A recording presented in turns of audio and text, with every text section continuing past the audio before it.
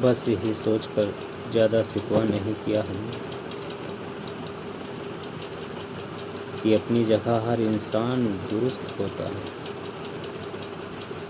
جو انسان پریوار کے لیے روٹیاں کماتا ہے، اکثر وہی انسان پریوار کے ساتھ روٹیاں نہیں کھا پاتا۔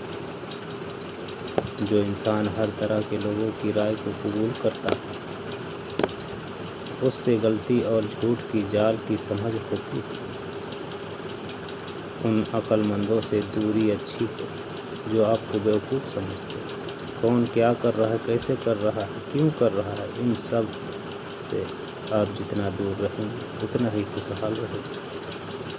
کچھ ایسے اپنے بھی ملے زندگی میں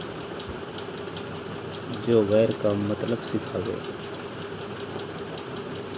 صبر میں شکوہ نہیں ہوتا، صرف خاموشی ہوتی ہے، اور اس خاموشی کا شور صرف اللہ ہی سنتا ہے۔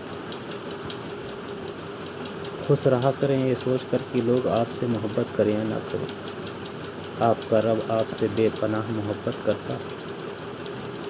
کچھ رشتے اللہ خود ختم کرواتا ہے تاکہ ہماری زندگی خراب نہ ہو۔ ایک دن آپ پیچھے مڑ کر دیکھیں گے اور آپ محسوس کریں گے کہ آپ بالکل غیر ضروری چیزوں کے لیے حد سے زیادہ پریشان ہوتے تھے۔